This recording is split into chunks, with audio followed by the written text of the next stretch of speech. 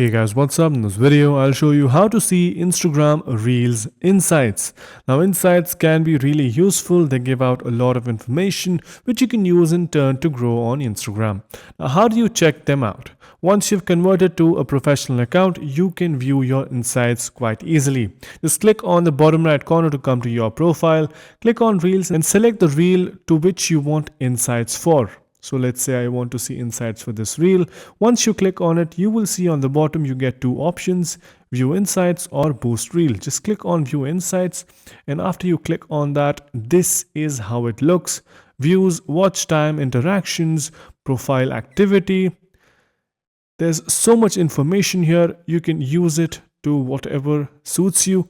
And yeah, that's pretty much it on how you can see Instagram Reels. It's quite a simple and easy process and helps a lot in terms of growth. So yeah, hope you guys found this video helpful. If you did, make sure you subscribe to the channel, like the video, and also comment down below on what next videos we should make. So yeah, that's pretty much it for this one. Thank you for watching. Bye bye.